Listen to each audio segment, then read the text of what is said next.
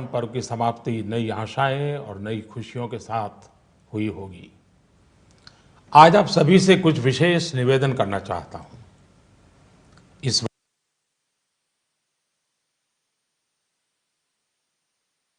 वार्ता में कुछ गंभीर विषय, कुछ महत्वपूर्ण निर्णय आपसे साझा करूंगा। आपको ध्यान होगा कि जब आपने 2014 मई में हमें जिम्मेदारी सौंपी थी, तब विश्व की अर्थव्यवस्था में ब्रिक्स के संबंध में यह आम चर्चा थी कि ब्रिक्स में जो आई अक्षर है, जो कि आई अक्षर इंडिया से जुड़ा हुआ है, लोग कहते थे कि ब्रिक्स में जो आई है वो लुढ़क रहा है।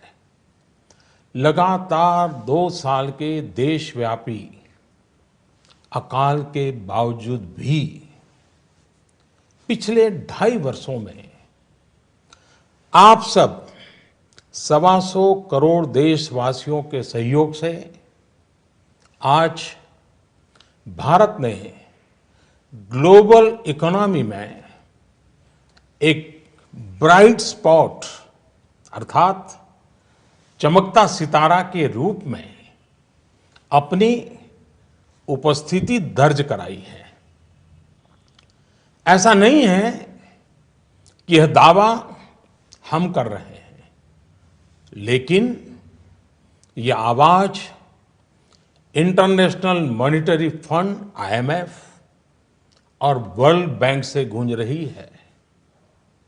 बहनों भाइयों, विकास की इस दौड़ में हमारा मूल मंत्र रहा है सबका साथ, सबका विकास। यह सरकार गरीबों को समर्पित है और समर्पित रहेगी।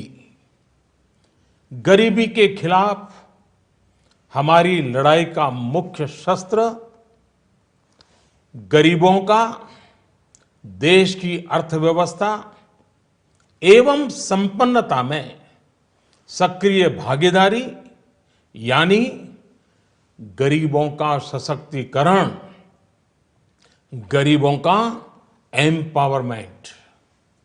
इस प्रयास की झलक आप लोगों को प्रधानमंत्री जन धन योजना, जन धन से जन सुरक्षा योजना, आर्थिक गतिविधियों के लिए प्रधानमंत्री मुद्रा ऋण योजना, दलित, आदिवासी और महिला उद्यमों के लिए स्टैंड अप इंडिया योजना, गरीबों के घर तक गैस का चूल्हा पहुंचाने के लिए प्रधानमंत्री उज्ज्वला योजना, किसानों की आमदनी सुरक्षित करने के लिए प्रधानमंत्री फसल बीमा योजना और प्रधानमंत्री कृषि सिंचाई योजना, उनको अपने खेतों से ही सही उपज पाने के लिए सॉइल हेल्थ कार्ड योजना और सही उपज का सही दाम पाने के लिए ई नाम अर्थात राष्ट्रीय कृषि बाजार योजना। इन सब में ये साफ नजर आता है कि सरकार गांव, गरीब, किसान को समर्पित है। मेरे प्यारे देशवासियों, पिछले दशकों में हम ये अनुभव कर रहे हैं कि देश में भ्रष्टाचार और काला धन, इन बीमारियों ने अपनी जड़ें जमा ली है और देश से गरीबी हटाने में ये भ्रष्टाचार, ये काला धन, ये गोरख धंधे सबसे बड़ी बाधा है। एक तरफ तो विश्व में हम आर्थिक गति में तेजी से बढ़ने वाले देशों में सबसे आगे हैं, दूसरी तरफ भ्रष्टाचार की ग्लोबल रैंकिंग में 2 साल पहले भारत करीब करीब 100वें। 2 वर्षों में अनेक कदम उठाए, ढेर सारे कदम उठाने के बावजूद भी अब हम 76वें नंबर पर पहुंच पाए हैं। यह बात को दर्शाता का है कि भ्रष्टाचार और काले धन का जाल कितने व्यापक रूप में देश में बिछा हुआ है। भ्रष्टाचार की बीमारी को कुछ वर्ग विशेष के लोगों ने अपने स्वार्थ के कारण फैला रखा है। गरीबों के हक को नजरअंदाज कर ये खुद फलते फूलते रहे हैं। कुछ लोगों ने पद का दुरुपयोग करते हुए इसका भरपूर फायदा उठाया। दूसरी तरफ ईमानदार लोगों ने इसके खिलाफ लड़ाई भी लड़ी है। देश के करोड़ों नागरिकों ने ईमानदारी को जी करके दिखाया है। हम प्रायः यह सुनते हैं कि गरीब एक ऑटो ड्राइवर अपनी गाड़ी में छूट गई सोने के आभूषण वाले बैग को उसके असली मालिक को कैसे ढूंढता है और लौटाता है। कई बार हम सुनते हैं कि कोई टैक्सी ड्राइवर यात्रियों का कुछ सामान अगर छूट जाता है, मोबाइल फोन रह जाता है, तो अपने खर्चे से उनको ढूंढने जाता है और पहुंचा देता है। अरे सब्जी बेचने वाला भी, सामान्य दुकानदार भी अगर ग्राहक से गलती से ज्यादा पैसे ले लिए तो उसको भी बुला करके लौटा देता है। मेरे प्यारे देशवासियों,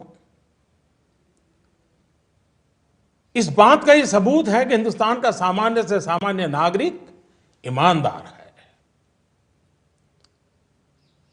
लेकिन मेरे प्यारे देशवासियों, हर देश के विकास के इतिहास में ऐसे क्षण आए हैं जब एक शक्तिशाली और निर्णायक कदम की आवश्यकता महसूस की गई।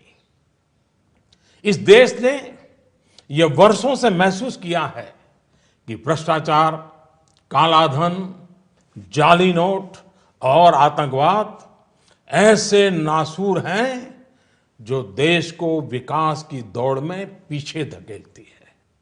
देश को, समाज को अंदर ही अंदर खोखला कर देती है। मेरे प्यारे देशवासियों, आतंकवाद की भयानक तो कौन नहीं जानता है। कितने निर्दोष लोगों को मौत के घाट उतार दिया जाता है। लेकिन क्या आपने सोचा है कि इन आतंकियों को पैसा कहां से मुहैया होता है? सीमा पार के हमारे शत्रु जाली नोटों के जरिए, नकली नोटों के जरिए अपना धंधा भारत में चलाते हैं और यह सालों से चल रहा है। अनेक बार 500 और 1000 रुपये की जाली नोटों का कारोबार इसके करने वाले भी पकड़े गए हैं। लाखों करोड़ों की नोट भी जब्त की गई है। बहनों, एक तरफ आतंकवाद और जाली नोटों का जाल देश को तबाह कर रहा है, दूसरी ओर भ्रष्टाचार और काले धन की चुनौती देश के सामने बनी हुई है। संभालने के तुरंत बाद भ्रष्टाचार और काले धन के खिलाफ लड़ाई की शुरुआत करते हुए अनेक प्रभावी कदम उठाए। जैसे काले धन की जांच के लिए सुप्रीम कोर्ट के पूर्व जज की अध्यक्षता में एसआईटी का गठन किया। विदेशों में जमा काले धन के लिए 2015 में मजबूत कानून बनाने का हमने काम किया। काले धन को विदेशों से वापस लाने के लिए विभिन्न देशों के साथ टैक्स समझौतों में हमने परिवर्तन किया, नए समझौते किए। अमेरिका सहित विभिन्न देशों के साथ सूचना आदान प्रदान, इंफॉर्मेशन एक्सचेंज करने का प्रावधान किया। भ्रष्टाचार की बेनामी संपत्ति को रोकने के लिए अगस्त 2016 में एक और मजबूत कानून, इन सारे कानून से एक बहुत बड़े चोर दरवाजे को बंद कर दिया गया। देश में अघोषित आय को पेनल्टी के साथ घोषित करने की योजना में काफी बड़ी मात्रा में अघोषित आय उजागर हुई। मेरे प्यारे देशवासियों, इन सारे प्रयासों से पिछले 2.5 साल में भ्रष्टाचारियों से करीब करीब 1.25 लाख करोड़ रुपया, ये कम रकम नहीं है, 1.25 लाख करोड़ रुपए का काला धन बाहर लाया गया है।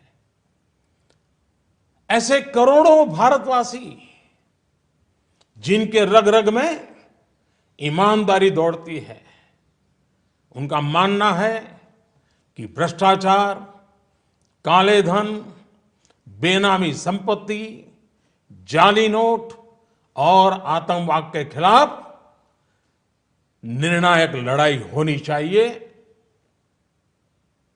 कौन ईमानदार नागरिक ऐसा होगा जिसे अफसरों के घर बिस्तर के नीचे से या जगह जगह बोरियों में करोड़ों रुपयों पाने जाने की खबर से पीड़ा न होती हो।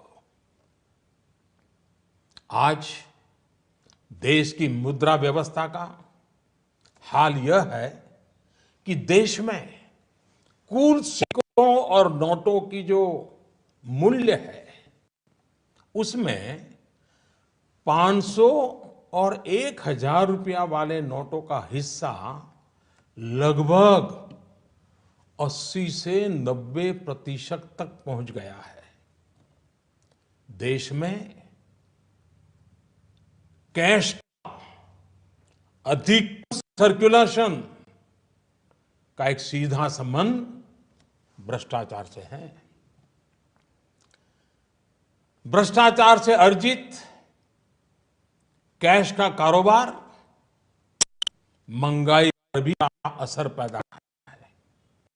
इसकी मार गरीबों को झेलनी पड़ती है। इसका सीधा प्रभाव गरीब और मध्यम वर्ग की खरीदने की शक्ति पर पड़ता है। आपका भी स्वयं का अनुभव होगा। जब मकान खरीदने जाते होंगे, जमीन खरीदने जाते होंगे, तो आपसे जब सौदा होता होगा तब कहते होंगे कि कुछ धन चेक में लेंगे और ज्यादातर कैश में मांगी जाती होगी। ईमानदार व्यक्ति के लिए कुछ भी खरीदना, एक मध्यम वर्ग के व्यक्ति को घर भी खरीदना हो तो उसके पास काले धन नहीं है तो मुसीबत हो जाती है। कैश के इस धंधे के कारण मकान, जमीन, उच्च शिक्षा, चिकित्सा, ऐसे अनेक सेवाओं को, उन वस्तुओं को इन कारणों से उनकी मूल्य में कृत्रिम वृद्धि भी होती है, आर्टिफिशियल इंक्रीज होता है। भ्रष्टाचार से जमा किया गया धन हो या काला धन हो, ये दोनों बेनामी हवाला कारोबार को भी बल देते हैं। और हम जानते हैं हवाला का उपयोग आतंकियों ने हथियार की खरीद फरोख्त में भी किया है। चुनावों में काले धन के प्रभाव की चर्चा ये कोई नई बात नहीं है, वर्षों से हो रही है।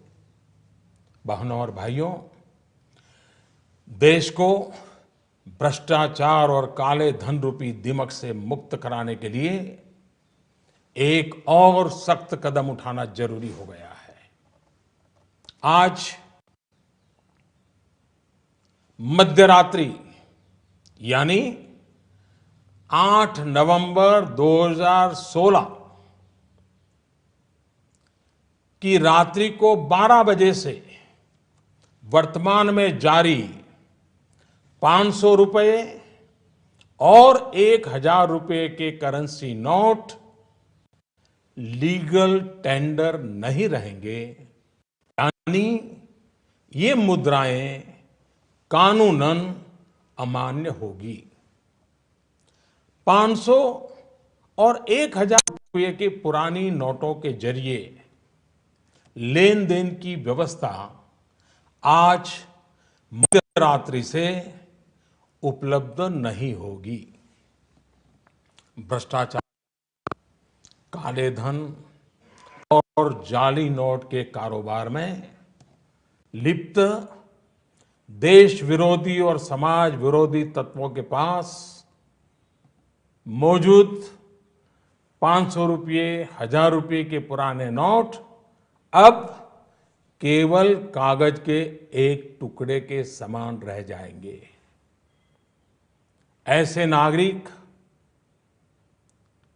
जो संपत्ति मेहनत और ईमानदारी से कमा रहे हैं, उनके हितों की और उनके हक की पूरी रक्षा की जाएगी। ध्यान रहे कि 100 रुपये, 50 रुपये, 20 रुपये, 10 रुपये, 5 रुपये, 2 रुपये और 1 रुपया का नोट और सभी सिक्के नियमित है और लेन देन के लिए उपयोग हो सकते हैं, उस पर कोई रोक नहीं है। हमारे यह कदम देश में भ्रष्टाचार, काला धन एवं जाली नोट के खिलाफ हम जो लड़ाई लड़ रहे हैं, सामान्य नागरिक जो लड़ाई लड़ रहा है, उसको इससे ताकत मिलने वाली है। इन दिनों में देशवासियों को कम से कम तकलीफ का सामना करना पड़े, इसके लिए हमने कुछ व्यवस्था की है। 500 और 1,000 रुपये के पुराने नोट 10 नवंबर से लेकर 30 दिसंबर 2016 तक आप अपने बैंक या डाकघर, पोस्ट ऑफिस के खाते में बिना किसी सीमा के जमा करवा सकते हैं। आपके पास लगभग 50 दिनों का समय है। अतः नोट जमा करने के लिए आपको अफरा तफरी करने की कोई आवश्यकता नहीं है। आपकी धनराशि आप ही की रहेगी, आपको कोई चिंता करने की जरूरत नहीं है। 500 रुपये या 1,000 रुपये के पुराने नोटों को खाते में डालकर आप अपनी जरूरत के अनुसार फिर से निकाल सकते हैं। केवल शुरू के दिनों में खाते में से धनराशि निकालने पर प्रतिदिन 10,000 रुपया और प्रति सप्ताह 20,000 रुपये की सीमा तय की गई है। ऐसा नए नोटों की उपलब्धता को ध्यान में रखते हुए किया गया है। इस सीमा में आने वाले दिनों में वृद्धि कर दी जाएगी। खाते में जमा करने की सुविधा के साथ साथ एक दूसरी सुविधा भी दी जा रही है। तत्काल आवश्यकता के लिए 500 और 1,000 रुपये के पुराने नोटों को नए एवं मान्य नोट के साथ 10 नवंबर से 30 दिसंबर तक आप किसी भी बैंक या प्रमुख और उप डाकघर, हेड पोस्ट ऑफिस और सब पोस्ट ऑफिस के काउंटर से अपना पहचान पत्र जैसे कि आधार कार्ड, मतदाता कार्ड यानी कि voter card, ration card, passport, pan card इत्यादि सबूत के रूप में पेश करके आप नोट बदल सकते हैं। प्रारंभ में 10 नवंबर से 24 नवंबर तक 4,000 रुपया तक के पुराने 500 एवं 1000 रुपये के नोट बदले जा सकते हैं। 15 दिनों के बाद यानी 25 नवंबर से 4000 रुपये की सीमा में वृद्धि कर दी जाएगी। ऐसे लोग जो इस समय सीमा के अंदर अर्थात 30 दिसंबर 2016 तक पुराने नोट किसी कारणवश अगर जमा नहीं कर पाए, उनको 500 और 1000 रुपये के पुराने नोट बदलने का एक आखिरी अवसर भी दिया जाएगा। ऐसे लोग रिजर्व बैंक के निर्धारित ऑफिस में अपनी राशि एक घोषणा पत्र यानी डिक्लेरेशन फॉर्म के साथ 31 मार्च 2017 तक जमा करवा सकते हैं। 9 नवंबर और कुछ स्थानों में 10 नवंबर को भी एटीएम काम नहीं करेंगे। प्रारंभ में एटीएम से प्रति कार्ड प्रतिदिन निकाली जा सकने वाली राशि की सीमा 2000 रुपया रहेगी। फिर उसे कुछ अवधि के बाद बढ़ाकर 4000 रुपया कर दिया जाएगा। वैसे तो 500 और 1000 रुपये के पुराने नोट आज रात्रि 12 बजे से कानूनी तौर पर खत्म हो जाएंगे, परंतु सामान्य जनजीवन की जरूरतों को ध्यान में रखते हुए मानवीय दृष्टिकोण से हमने इस प्रक्रिया में शुरू के 72 घंटों में यानी कि 72 आवर्स मतलब कि 11 नवंबर की रात्रि 12 बजे तक नागरिकों के लिए कुछ विशेष व्यवस्था की है। जैसे 11 नवंबर की रात्रि 12 बजे तक सभी सरकारी अस्पतालों में भुगतान के लिए पुराने 500 या 1000 रुपये के नोट स्वीकार किए जाएंगे। इससे वैसे परिवार जिनमें कोई बीमार है, उन्हें उपचार में कोई बाधा ना आए। ऐसे सरकारी अस्पतालों में यदि दवाई की दुकान की व्यवस्था है, तो डॉक्टर के दिए गए पर्चे पर 500 और 1000 के पुराने नोटों से दवा खरीदने की सुविधा भी 72 घंटे तक उपलब्ध रहेगी। ऐसे ही 11 नवंबर की रात्रि 12 बजे तक रेलवे के टिकट बुकिंग काउंटर, सरकारी बसों के टिकट बुकिंग काउंटर और हवाई अड्डों पर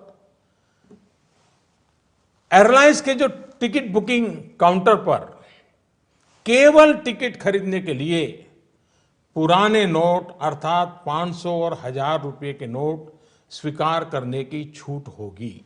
ऐसा हमने उन परिवारों की जरूरतों को देखते हुए किया है जो इस समय यात्रा कर रहे होंगे।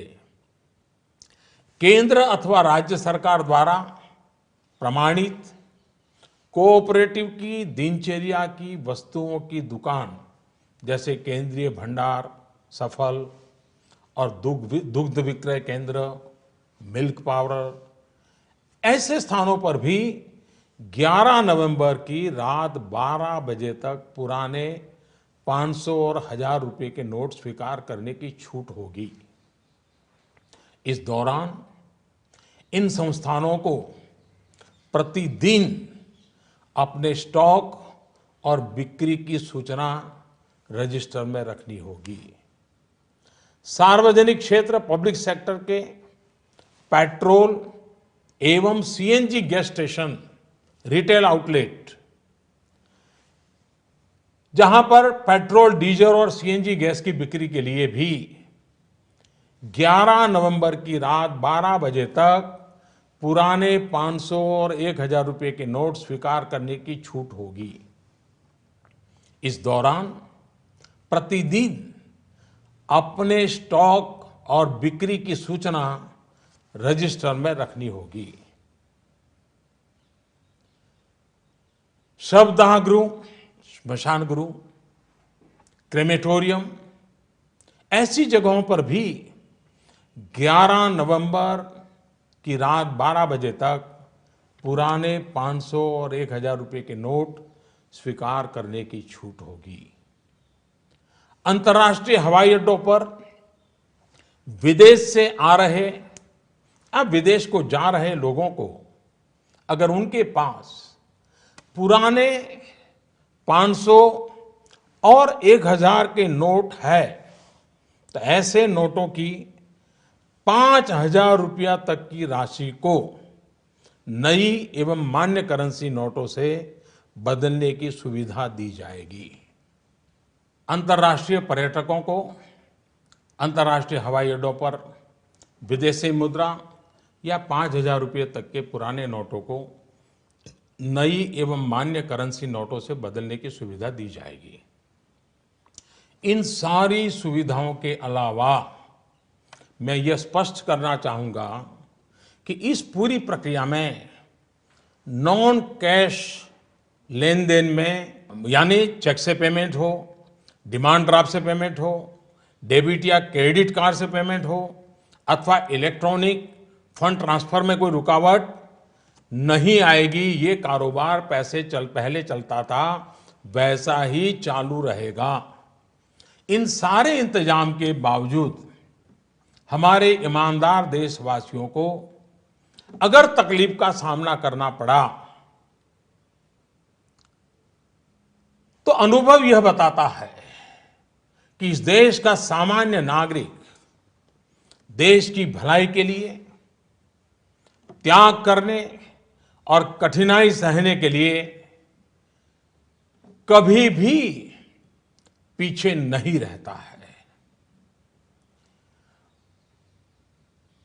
जब मैं सुनता हूं कि कोई गरीब विधवा एलपीजी सब्सिडी छोड़ने में आगे आती है, यह त्याग एक रिटायर्ड स्कूल टीचर में भी पाया जाता है जब वो पेंशन से स्वच्छ भारत कोष में अपना योगदान देने को आगे आता है। जब हम ये सुनते हैं कि गरीब आदिवासी मां बकरी बेचकर शौचालय बनाने के लिए पैसे लगा देती है, एक फौजी अपने गांव को स्वच्छ गांव बनाने के लिए 57,000 रुपये का दान देने के लिए आगे आता है। मैंने तो यह देखा है कि देश के सामान्य नागरिक की एक ही तमन्ना है कि वह कुछ भी कर गुजरने को तैयार है, बस देश का कल्याण हो। अतः भ्रष्टाचार, काला धन, जाली नोट और आतंकवाद के खिलाफ जंग में हम लोग थोड़ी सी कठिनाई, वह भी कुछ दिनों के लिए, तो झेल ही सकते हैं।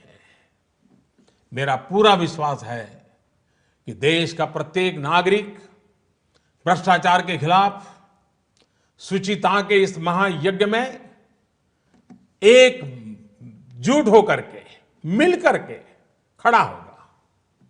मेरे प्यारे देशवासियों, दिवाली के पर्व के बाद अब ईमानदारी के इस उत्सव में, प्रामाणिकता के इस पर्व में आप बढ़ चढ़ करके हाथ बटाएं। मेरा पूरा विश्वास है कि देश के सभी राजनीतिक दल, राजनीतिक कार्यकर्ता, सामाजिक एवं शैक्षणिक संस्थाएं, मीडिया, समाज के सभी वर्ग इस महान कार्य में सरकार से भी ज्यादा बढ़ चढ़ करके भाग लेंगे, सकारात्मक भूमिका अदा कराएंगे और इस पवित्र कार्य को सफल बना के ही रहेंगे। मेरे प्यारे देशवासियों, ये बातें जब सब मैं आपके सामने रख रहा हूं, इसी समय सरकार के अलग अलग विभागों को भी जानकारी हो रही है। बैंक हो, पोस्ट ऑफिस हो, रेलवे हो, अस्पताल हो, उनके अधिकारियों को भी इस विषय की इसके पहले कोई जानकारी नहीं मिली है, क्योंकि इस काम में गोपनीयता बहुत ही आवश्यक थी। ऐसी स्थिति में रिजर्व बैंक सभी बैंक्स और पोस्ट ऑफिस को कम समय में बहुत सारी व्यवस्था करनी उनके सामने है। काम बहुत बड़ा है। इस व्यवस्था में कुछ समय तो जाएगा, इसलिए रिजर्व बैंक ने यह फैसला लिया है कि 9 नवंबर को सभी बैंक पब्लिक कार्य के लिए बंद रहेंगे। नागरिकों को असुविधा होगी। मेरा पूरा भरोसा है कि बैंक और पोस्ट ऑफिस के काम करने वाले सभी साथी देश हित में इस पवित्र कार्यक्रम को सफलतापूर्वक परिपूर्ण करेंगे। भूतकाल में उन्होंने ये करके दिखाया है। मेरा जनता जनार्दन से इतना ही आग्रह है कि सभी नागरिक धैर्य रखते हुए सभी बैंक्स और पोस्ट ऑफिस के अधिकारियों को सहयोग करें। यही मेरी उनसे आग्रहपूर्वक विनती है। बहनों और भाइयों, समय समय पर मुद्रा व्यवस्था को ध्यान में रखकर रिजर्व बैंक केंद्र सरकार की सहमति से नए अधिक मूल्य के नोटों को सर्कुलेशन में लाता रहा है। 2014 में रिजर्व बैंक ने 5,000 और 10,000 रुपए के करेंसी नोट का प्रस्ताव सरकार को भेजा था, जिसे हमारी सरकार ने विचार विमर्श के बाद अस्वीकार कर दिया था। अब इस पूरी प्रक्रिया में रिजर्व बैंक द्वारा 2,000 रुपए के नए नोट के प्रस्ताव को स्वीकार किया गया है। पूरी तरह से नए तौर पर डिजाइन किए गए 500 रुपए और 2,000 रुपए के नए नोट, नए करेंसी नोट अब सर्कुलेशन में लाया जाएगा। रिजर्व बैंक अपने पिछले अनुभवों को ध्यान में रखते हुए करेंसी सर्कुलेशन में अधिक मूल्यों के नोटों का हिस्सा अब एक सीमा के अंदर ही रहे, इसके लिए रिजर्व बैंक आवश्यक प्रबंध करेगा। अंत में मेरे प्यारे देशवासियों, मैं यह दोहराना चाहता हूं कि किसी देश के इतिहास में ऐसे क्षण आते हैं जब हर व्यक्ति यह महसूस करता है कि उसे भी उस क्षण का हिस्सा बनना है, उसे भी राष्ट्रहित में, राष्ट्र निर्माण में अपना योगदान देना है। परंतु ऐसे क्षण हर किसी की जिंदगी में गिने चुने ही आते हैं। आज समय हमें फिर से एक अवसर दे रहा है। हर सामान्य नागरिक भ्रष्टाचार, काला धन, जाली नोट के खिलाफ इस महायज्ञ में, इस लड़ाई में अपना योगदान दे सकता है। बहनों और भाइयों, आपसे इस प्रक्रिया में जितना सहयोग मिलेगा, शुद्धिकरण उतना ही सफल होगा। देश के लिए यह चिंता का कारण था कि भ्रष्टाचार और काले धन को जीवन का एक सहज हिस्सा मान लिया गया था। यह सोच आज हमारे राजनीतिक, सामाजिक और प्रशासनिक जीवन को दीमक की तरह खाए जा रहा है। शासन व्यवस्था का कोई भी अंग इस दीमक से अछूता नहीं है। समय समय पर हमने देखा है कि भारत के सामान्य जनमानस को अगर भ्रष्टाचार और कुछ दिनों की असुविधा में से एक को चुनना हो तो बेहिचक, मैं कहता हूं बेहिचक, मेरे देश का ईमानदार नागरिक असुविधा को तो चुनेगा, लेकिन भ्रष्टाचार को कदापि नहीं चुनेगा। आपसे मैं फिर एक बार आह्वान करता हूं कि आइए, जैसे आपने दिवाली के पर्व में अपने घर और आस पड़ोस की सफाई की, वैसे ही सफाई के काम को आगे बढ़ाते हुए हम इस महायज्ञ में अपनी भी कुछ आहुति डालकर इसे सफल बनाएं। इतने बड़े देश में इतनी बड़ी सफाई के महापर्व में असुविधा को ध्यान में न रखते हुए आइए सभी शुचिता की दिवाली मनाएं। पूरे विश्व को भारत की इस ईमानदारी का उत्सव दिखाएं। पूरे देश में प्रामाणिकता का पर्व मनाएं, जिससे भ्रष्टाचार पर लगाम लग सके, काले धन पर नकेल कस सके, जाली नोटों का खेल खेलने वालों को नेस्त नाबूद कर सके, जिससे कि देश का धन गरीबों के काम आ सके। हर ईमानदार नागरिक को देश की संपन्नता में उसकी उचित हिस्सेदारी मिल सके, आने वाली पीढ़ी गर्व से अपना जीवन जी सके। मैं आप सबके सहयोग के लिए पूरे विश्वास के साथ 125 करोड़ देशवासियों की मदद से भ्रष्टाचार के खिलाफ इस लड़ाई को और आगे ले जाना चाहता हूं। मुझे विश्वास है आपका साथ, आपका सहयोग हमारी आने वाली पीढ़ियों के लिए प्रेरक बनेगा। मैं फिर एक बार आपका हृदय से बहुत बहुत आभार व्यक्त करता हूं। भारत माता की जय।